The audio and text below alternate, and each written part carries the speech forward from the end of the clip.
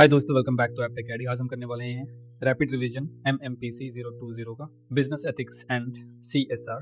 सबसे पहले समझते हैं हम बिजनेस एथिक है क्या। बिजनेस एथिक का मतलब है बिजनेस में सही और ईमानदार काम करना, चाहे कोई देख रहा हो या नहीं। ये मॉरल प्रिंसिपल यानी नैतिक मूल्य होते हैं जो बताते हैं कि कंपनी को कस्टमर, एम्प्लॉइज, सप्लायर और सोसाइटी के साथ कैसे बिहेव करना चाहिए। फॉर एग्जाम्पल, अगर किसी कंपनी को पता चलता है कि उसके प्रोडक्ट में डिफेक्ट है और वो कस्टमरों को सच बता देती है तो वो एक एथिकल बिहेवियर हो। Importance of ethics. बिजनेस में एथिक्स क्यों जरूरी है? एक ट्रस्ट बिल्ड होता है ना। जब कंपनी ऑनेस्ट होती है तो कस्टमर उस पर ज्यादा ट्रस्ट करता है। जैसे लोग उस ब्रांड से बार बार खरीदते हैं जो अपने प्रॉमिस को पूरा करते हैं। जैसे टाटा का मेन यही है कि हमें भरोसा है टाटा पे कि अगर वो कुछ करेंगे तो अच्छा ही करेंगे।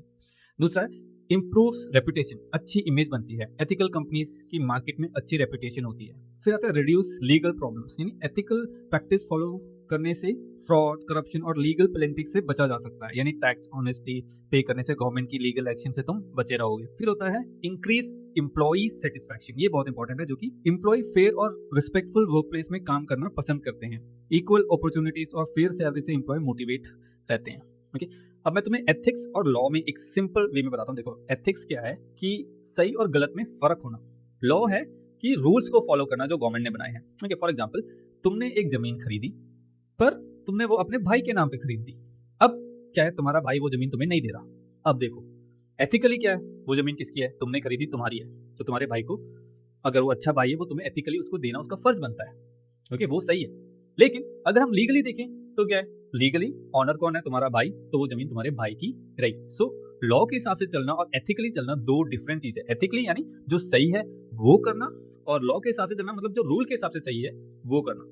ओके, अब जो एथिक्स होते हैं वो वॉलंटियर होते हैं। अब बंदा खुद चूज करता है कि भाई मैंने जो काम करना है वो मैंने एथिकली करना है। जैसे अब टाटा कार बना रही है, माइलेज कम है, ओके, और प्राइस भी थोड़ा ज्यादा है, बाकी सस्ती कार भी हैं, और अगर टाटा चाहें तो बिल्कुल जैसे वो यूज कर रहे हैं प्रोडक्ट वो यूज कर सकते हैं। पर टाटा वो क्यों नहीं कर रहा? क्योंकि उनको सेफ्टी उनको चाहिए। ओके, वो कस्टमर के साथ खिलवाड़ नहीं करना चाहते। राइट, सो वो होता है कि तुम्हारे पास ऑप्शंस हैं पर फिर भी तुम गलत नहीं कर रहे। ओके, लॉ जो होता है मैंडेटरी होता है, उसमें चॉइस नहीं है, उसमें चॉइस नहीं है। ओके, फिर focus on right and wrong जो एथिक्स हैं, और फोकस ऑन लीगल और इलीगल। जो एथिक्स होते हैं वो बेस्ड ऑन वैल्यू होते हैं, और जबकि लॉ होता है वो अथॉरिटी जो रूल बनाती है उस पर बेस्ड होता है। अब हम बात करते हैं कुछ एथिकल थ्योरीज की। सो उसमें सबसे पहले आता है यूटिलिटेरियन थ्योरी। जो डिसीजन मैक्सिमम लोगों को मैक्सिमम बेनिफिट दे वही एथिकल है। यानी कंपनी एक पॉलिसी लाती है जिससे 90% एम्प्लॉय को फायदा होता है, इसे ही यूनिटेरियन थ्योरी बोला जाता है। यानी वही सबसे सही डिसीजन होगा, सबसे ज्यादा लोगों का सबसे ज्यादा फायदा। फिर आता है हमारे पास कैंटेन थ्योरी। इंसान को हमेशा अपनी ड्यूटी और मोरल प्रिंसिपल को फॉलो करना चाहिए, चाहे रिजल्ट अच्छा आए या बुरा।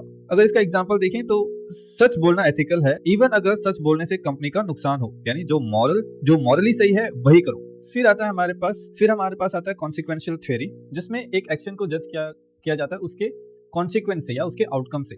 अगर उस एक्शन का ओवरऑल आउटकम अच्छा है तो वो एक अच्छा एक्शन है। सो इसमें जो है फोकस किया जाता है रिजल्ट पर। काम चाहे कैसा भी हो, अगर एंड रिजल्ट अच्छा है तो अच्छा डिसीजन। अब हम समझते हैं ethical decision making. Ethical decision making एक प्रोसेस है जिसमें किसी प्रॉब्लम या डिलेमा के समय सबसे एथिकल, फेयर और रिस्पॉन्सिबल डिसीजन चूज किया जाता है। जैसे अगर मैनेजर को पता चलता है कि कंपनी के रिकॉर्ड्स में गलत इंफॉर्मेशन है तो उसे डिसाइड करना होगा कि सच बताना है या नहीं। सच्ची और हॉनेस्ट ओपिनियन चूज करना एथिकल डिसीजन मेकिंग है। अब इसके जो स्टेप्स इन्वॉल्व हैं, एक होता है आइडेंटिफाइंग द प्रॉब्लम। जो सबसे पहला एथिकल डिसीजन मेकिंग में जो स्टेप है वो है कि सबसे पहले समस्या को समझो।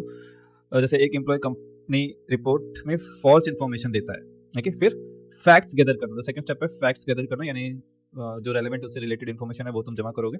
इवैल्यूएट ऑल्टरनेटिव्स, यानी अलग अलग ऑप्शंस और उनके इफेक्ट्स के बारे में सोचोगे। यानी मैनेजर को इन्फॉर्म करना है या इशू इग्नोर करना है या रिपोर्ट करना है, क्या करना चाहिए, उसके जो जितने भी पॉसिबल ऑल्टरनेटिव हम डिसीजंस ले सकते हैं वो सोचोगे। चूज द एथिकल ऑप्शन, जो सबसे नैतिक और सबसे अच्छा तरीका है उसको तुम चुनोगे। मतलब गलत इन्फॉर्मेशन को करेक्ट करना और मैनेजमेंट को बताना। फिर इंप्लीमेंट द डिसीजन, यानी जो डिसीजन लिया है उसको प्रैक्टिकल में अप्लाई करोगे। रिपोर्ट को अपडेट करोगे या जिसको रिपोर्ट करना उसको रिपोर्ट करोगे। और फिर आखिरी स्टेप कि रिव्यू द रिजल्ट, जो तुमने डिसीजन लिया उससे प्रॉब्लम सॉल्व हुआ या नहीं उसे चेक करोगे।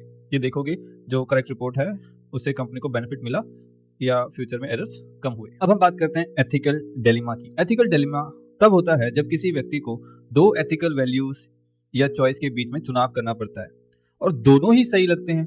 जैसे ट्रुथ वर्सेस लॉयल्टी। मान लो आपके क्लोज फ्रेंड को एग्जाम में चीटिंग करना है। अब ट्रुथ क्या है कि चीटिंग रिपोर्ट करो, लॉयल्टी यानी वफादारी, अपने दोस्त को बचाओ। अब दोनों चॉइस एथिकल लगते हैं, इसलिए ये एक एथिकल डिलेमा कहलाती है। यानी कि एक ethical dilemma is a situation where person face two conflicting ethical choice and must choose one. अब हम बात करते हैं एथिकल नेविगेशन व्हील की। एथिकल नेविगेशन व्हील एक टूल है जो चेक करता है कि कोई डिसीजन एथिकल है या नहीं, अलग अलग पर्सपेक्टिव से। अब इसमें 6 चेक्स हैं। सबसे पहला लॉ, कानून, क्या ये एक्शन लीगल है। दूसरा आइडेंटिटी यानी पहचान, क्या ये मेरे पर्सनल वैल्यू से मैच करता है। दूसरा मोरालिटी यानी क्या ये मॉरली सही है। चौथा रेपुटेशन, लोग इस डिसीजन को कैसे देखेंगे। पांचवा इकोनॉमी, क्या ये फाइनेंशियली रिस्पॉन्सिबल है। और आखिरी एथिकल, क्या ये सभी शेयर होल्डर्स के लिए फेयर और रिस्पॉन्सिबल है। सो इन सब क्वेश्चंस को आंसर करके हम देख सकते हैं जो डिसीजन हमने लिया है वो एथिकल है या नहीं। ओके, उसके बाद आता है किडर्स 9 चेक पॉइंट्स। ये स्टेप बाय स्टेप मेथड है जो एथिकल डिलेमा को सॉल्व करने में हेल्प करता है। अब इसके जो 9 चेक पॉइंट है वो है एक रिकॉग्नाइजिंग द इशू, सबसे पहला एथिकल प्रॉब्लम को आइडेंटिफाई करो। दूसरा डिटरमाइन द एक्टर, कौन रिस्पॉन्सिबल है उसको पता लगाओ। गैदर फैक्ट्स, सारी इंफॉर्मेशन कलेक्ट करो उससे related. Test right versus wrong, क्या ये एक्शन क्लियरली गलत है या सही है। टेस्ट राइट वर्सेस राइट यानी क्या दो एथिकल वैल्यू आपस में कॉन्फ्लिक्ट कर रहे हैं। छठा अप्लाई प्रिंसिपल, एथिकल थ्योरीज को यूज करो। फिर उसके बाद आता है इन्वेस्टिगेट ऑप्शंस, ऑल्टरनेटिव सॉल्यूशन ढूंढो। उसके बाद आता है डिसाइड, सबसे एथिकल डिसीजंस को चूज करो। और फाइनली रिफ्लेक्ट, डिसीजन के रिजल्ट को रिव्यू करो और सीखो। ओके, अगर एग्जांपल की बात करें, एक मैनेजर को फाइनेंशियल फ्रॉड का पता चलता है तो सबसे पहले वो फ्रॉड को आइडेंटिफाई करेगा, फिर मैनेजर रिस्पॉन्सिबल है वो पता लगाएगा, एविडेंस कलेक्ट करेगा, फिर फ्रॉड क्लियरली रॉन्ग है वो एस्टेब्लिश करेगा, फिर ट्रुथ वर्सेस लॉयल्टी का कॉन्फ्लिक्ट आएगा कि क्या मैं ये रिपोर्ट करूं या फिर मैनेजर काफी टाइम से उसको बचाओ। फिर हम एथिकल प्रिंसिपल्स को अप्लाई करेंगे जैसे 6 व्हील वगैरह को, और फिर हम रिपोर्टिंग ऑप्शंस देखेंगे कि हमारे पास क्या क्या और तरीके हैं जिससे इसे डील किया जा सकता है। और उसके बाद फ्रॉड रिपोर्ट किया जाएगा और उसके बाद हम देखेंगे कि जो भी हमने किया उसके हिसाब से जो रिजल्ट है वो पॉजिटिव आया या नहीं। अब बात करते हैं हम फैक्टर अफेक्टिंग एथिक्स। सो एथिक्स बिहेवियर पर 2 तरह के फैक्टर्स प्रभाव डालते हैं। एक होता है इंडिविजुअल फैक्टर जो एक बंदे के पर्सनल कैरेक्टरिस्टिक्स होते हैं, उसके खुद के एथिकल डिसीजंस। ओके, दूसरा होता है ऑर्गेनाइजेशनल एथिक्स और दूसरे होते हैं ऑर्गेनाइजेशनल एथिक्स यानी जो ऑर्गेनाइजेशन से जुड़े हुए एथिक्स। ओके, ये फैक्टर डिसाइड करते हैं कि व्यक्ति एथिकल या अनएथिकल डिसीजंस लेगा। ओके, अब सबसे पहले हम बात करते हैं इंडिविजुअल फैक्टर्स की। So these are personal characteristics जो एथिकल डिसीजन को इफेक्ट करते हैं। सबसे पहले आता है वैल्यू यानी मूल्य। वैल्यू बताते हैं कि व्यक्ति के लिए क्या सही है और क्या गलत, यानी जो व्यक्ति ऑनेस्टी को इंपॉर्टेंस देता है वो झूठ कम बोलेगा। दूसरा पर्सनालिटी, उस बंदे की पर्सनालिटी क्या है। अगर रिस्पॉन्सिबल लोग आमतौर पर ज्यादा एथिकल डिसीजंस लेते हैं। फिर रिलीजन, धर्म, क्या उसके बिलीफ हैं। जो ज्यादा धर्म पे विश्वास करता होगा वो काइंडनेस दिखाएगा, फेयरनेस दिखाएगा। फिर एजुकेशन, ओके, एजुकेशन मींस कितना वो पढ़ा लिखा है। एजुकेशन भी एथिक्स के पर प्रभाव डालते हैं। ओके, जैसे एथिक्स ट्रेनिंग एम्प्लॉयज को बेटर डिसीजंस लेने में मदद करती है। अब जो ऑर्गेनाइजेशनल फैक्टर्स हैं उसमें एक आता है कल्चर, यानी ऑर्गेनाइजेशन के क्या वैल्यूज हैं, उनके क्या कल्चर हैं। जो कंपनी ऑनेस्टी प्रमोट करती है वहां पे एथिकल बिहेवियर ज्यादा होगा। दूसरा है लीडरशिप, मैनेजर्स और लीडर्स एम्प्लॉय के लिए कैसे रोल मॉडल बनते हैं। अगर मैनेजर अच्छे हैं, एथिकल डिसीजन लेते हैं तो हो सकता है कि जो स्टाफ है वो भी अच्छे डिसीजन ले, एथिकल डिसीजन ले। फिर होता है पॉलिसीज कि उस कंपनी की क्या पॉलिसीज हैं। अगर वो प्रॉफिट पे ज़्यादा ध्यान देते हैं कि भाई प्रॉफिट ही होना चाहिए तो वो हो सकता है कि ज़्यादा एथिकल ना हो। पर जो बोलते हैं कि नहीं हमें लोगों की सेटिस्फैक्शन और उनकी केयर करनी है तो वो ज़्यादा एथिकल होंगे। फिर आता है रिवार्ड सिस्टम, यानी एम्प्लॉय उन्हीं बिहेवियर को रिपीट करते हैं जिन पे रिवॉर्ड दिया जाता है। यानी अगर कोई एम्प्लॉय एथिकल बिहेव करता है और उसको रिवॉर्ड मिलता है तो हो सकता है उस कंपनी के सारे बाकी लोग भी अच्छा एथिकल बिहेव करें। अब हम बात करते हैं वर्क प्लेस एथिक की। वर्क प्लेस एथिक होता है वर्क प्लेस में एथिकल और प्रोफेशनल बिहेवियर फॉलो करना। ये एक पॉजिटिव, फेयर और प्रोफेशनल वर्क एनवायरनमेंट बनाता है। अब जो example of work place ethics है, एक है honesty, being truthful in all work related activity. दूसरा रिस्पेक्ट, कि सभी लोगों के साथ पोलाइटली और फेयरली बात करना। फिर आता है फेयरनेस, बिना किसी बायस के या भेदभाव के डिसीजन लेना। इंटेग्रिटी। अब हम समझते हैं मॉरल म्यूटनेस क्या होता है। मॉरल म्यूटनेस तब होती है जब एम्प्लॉय जानते हैं कि कोई काम गलत है या अनएथिकल है लेकिन फिर भी उसके बारे में कुछ नहीं बोलते। अब ऐसा क्यों होता है? एक फेयर ऑफ पनिशमेंट, सजा या पनिशमेंट के डर से कि उन्हें पता है अगर उन्होंने इसके ऊपर आवाज उठाई तो पनिशमेंट मिलेगी। फेयर ऑफ लूजिंग जॉब, ठीक है, अब जैसे तुम्हारी कंपनी कोई गलत काम कर रही है, तुम्हें पता है ये बहुत गलत है, लोगों के साथ और कस्टमर के साथ गलत हो रहा है, पर तुम उसके खिलाफ कुछ नहीं बोलोगे क्योंकि तुम्हें पता है अगर तुम बोलोगे तो जॉब चली जाएगी। प्रेशर फ्रॉम सीनियर मैनेजर या बॉस तुम पे बहुत प्रेशर डालता है। डिजायर टू अवॉइड कॉन्फ्लिक्ट, तुम बस ये चाहते हो कि भाई जो चल रहा है वो चलने दो, मुझे किसी झगड़े वगड़े में नहीं फंसना। अब हम समझते हैं स्टेक होल्डर थ्योरी को। स्टेक होल्डर थ्योरी कहती है कि बिजनेस का फोकस सिर्फ प्रॉफिट या शेयर होल्डर पर नहीं होना चाहिए। बिजनेस उन सभी लोगों के इंटरेस्ट का ध्यान रखना चाहिए जो उसकी एक्टिविटी से प्रभावित होते हो। ओके, जैसे मेन स्टेक होल्डर्स जो होते हैं वो होते हैं एम्प्लॉय जो कंपनी में काम करते हैं, फेयर सैलरी और सेफ वर्किंग कंडीशन देना चाहिए। कस्टमर्स जो लोग कंपनी के प्रोडक्ट्स या सर्विस को खरीदते हैं, सेफ और हाई क्वालिटी प्रोडक्ट देना चाहिए। सप्लायर जो बिजनेस रॉ मटेरियल या सर्विस प्रोवाइड करते हैं, सप्लायर को टाइम पर पेमेंट करना चाहिए। फिर आता है कम्युनिटी या सोसाइटी, लोकल लोग और समाज जो बिजनेस से प्रभावित होता है, जैसे एजुकेशनल एनवायरनमेंट प्रोग्राम को सपोर्ट करना। फिर शेयर होल्डर्स जो लोग कंपनी में पैसा इन्वेस्ट करते हैं, इन्वेस्टमेंट पर रीजनेबल रिटर्न देना चाहिए। यानी बेसिकली स्टेक होल्डर थ्योरी के अनुसार बिजनेस को सभी स्टेक होल्डर के लिए वैल्यू क्रिएट करना चाहिए, सिर्फ शेयर होल्डर के लिए नहीं। अब हम समझते हैं CSR क्या है। नाउ कॉर्पोरेट सोशल रिस्पॉन्सिबिलिटी, ये तुमने फर्स्ट सेम में भी पढ़ा होगा, एक बहुत इंपॉर्टेंट टॉपिक है जो तुम्हें मालूम होना चाहिए। कॉर्पोरेट सोशल रिस्पॉन्सिबिलिटी का मतलब होता है कि बिजनेस प्रॉफिट कमाने के साथ साथ सोसाइटी और एनवायरनमेंट के प्रति भी अपनी रिस्पॉन्सिबिलिटी निभाए। क्योंकि जैसे एक कंपनी ट्रीज प्लांट करती है, एजुकेशन सपोर्ट करती है, पोल्यूशन कम करने के लिए काम करती है। So CSR is a company's commitment to operate ethically and contribute to social and environment wellbeing. अब इसके बेनिफिट्स क्या हैं? एक है बेटर इमेज। अब जब कोई कंपनी CSR करती है तो उसकी जो इमेज है, रेपुटेशन में वो बढ़ती है, लोग सोशली रिस्पॉन्सिबल कंपनी पर ज्यादा ट्रस्ट करते हैं। ओके, दूसरा होता है कस्टमर लॉयल्टी। ओके, कस्टमर उन बिजनेस को पसंद करते हैं जो सोसाइटी की केयर करते हैं, जैसे कई लोग इको फ्रेंडली ब्रांड्स को सपोर्ट करते हैं। फिर आता है sustainable growth, responsible practice long term growth में हेल्प करती है, जैसे पोल्यूशन कम करने वाले से फ्यूचर रिसोर्स प्रोटेक्ट होते हैं। फिर आता है एम्प्लॉय मोटिवेशन, राइट, जो एम्प्लॉय हैं वो सोशल रिस्पॉन्सिबल कंपनी में काम करने में प्राउड फील करते हैं। ओके, सो CSR एक्टिविटी जॉब सेटिस्फेक्शन भी बढ़ाती है। ओके, फिर CSR बिजनेस अप्रोचेस। सो अब अगर हम बात करें CSR बिजनेस अप्रोचेस, यानी ये अप्रोच बताती हैं कि कंपनी सोशल रिस्पॉन्सिबिलिटी को किस तरह हैंडल करती है। सो इसमें जो सबसे पहला आता है ऑब्स्ट्रक्टिव अप्रोच, यानी कंपनी सोशल रिस्पॉन्सिबिलिटी को इग्नोर करती है और कभी कभी अनएथिकल बिहेवियर को छुपाने की कोशिश करती है, जैसे एक फैक्ट्री रिवर को पोल्यूट करती है और अपनी रिस्पॉन्सिबिलिटी से इनकार करती है। Okay, so basically ignorance. फिर होता है डिफेंसिव अप्रोच।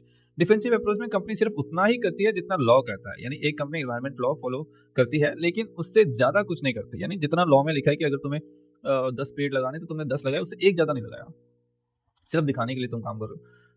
फिर आता है accommodative approach. Company social responsibility को एक्सेप्ट करती है और स्टेक होल्डर की एक्सपेक्टेशन को मीट करती है, यानी बिजनेस कम्युनिटी की कंसर्न सुनता है और उसे इंप्रूव करने की कोशिश करता है। फिर आता है हमारे पास proactive approach. Proactive approach means company खुद से सोसाइटी और एनवायरनमेंट की हेल्प करना चाहता है और नई अपॉर्चुनिटी ढूंढता रहता है।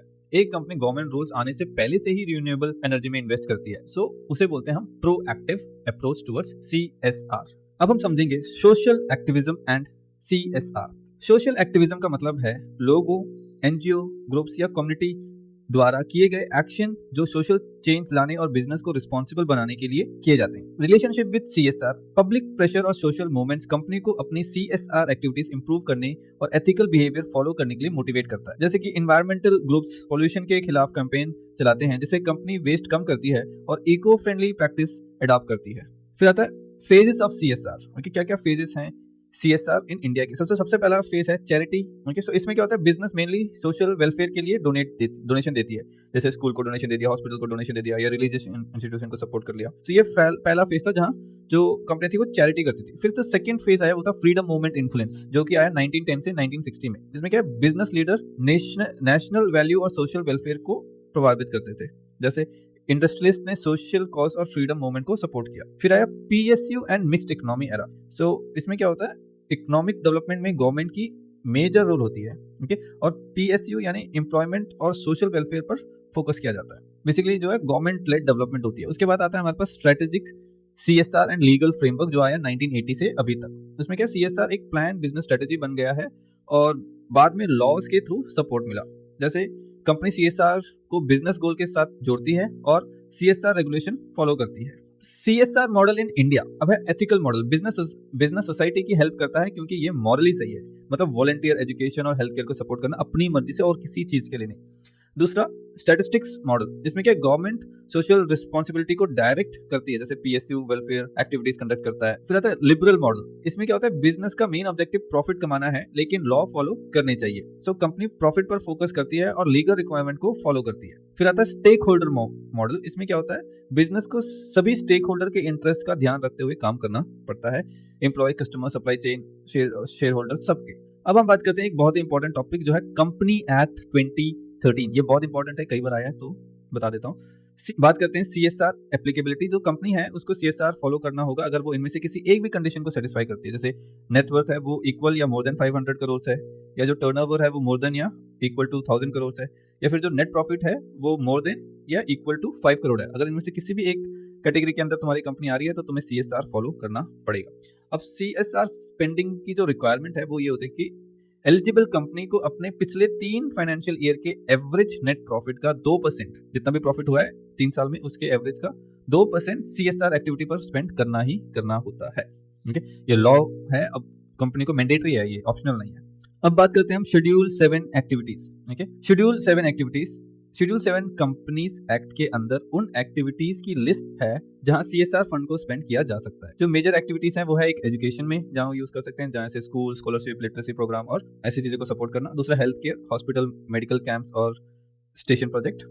पॉवर्टी, ओके, यानी programs to reduce poverty and hunger. फिर एनवायरमेंट प्रोटेक्शन यानी ट्री प्लांटेशन, पोल्यूशन कंट्रोल और कंजर्वेशन एक्टिविटीज। फिर वुमेन एम्पावरमेंट, जेंडर इक्वालिटी और वुमेन सपोर्ट्स इनिशिएटिव पे उनको वो पैसा लगा सकते हैं। रूरल डेवलपमेंट, विलेज में इंफ्रास्ट्रक्चर और लिविंग कंडीशन को इंप्रूव करने के लिए। 7 स्किल डेवलपमेंट यानी एम्प्लॉयमेंट के लिए ट्रेनिंग स्किल प्रोवाइड करना। दूसरा डिजास्टर रिलीफ यानी फ्लड, अर्थक्वेक, पेंडेमिक और अदर चीजों में पैसे देना। सो ये कुछ चीजें हैं जहाँ पे कंपनियां अपना पैसा सीएसआर में लगा सकते हैं। ये जो है बोल रखा है, ये नहीं कि कंपनी अपने हिसाब से हमने तो ये कर दिया, हमने तो वो कर दिया, इनमें से कुछ उनको करना पड़ता है। ओके, सो आई होप यहाँ तक तुमने वीडियो देखी होगी और तुम्हें समझ आ गया होगा। कोई भी इंपॉर्टेंट टॉपिक रह गया तो मुझे कमेंट में बताओ। Thank you so much for watching this video.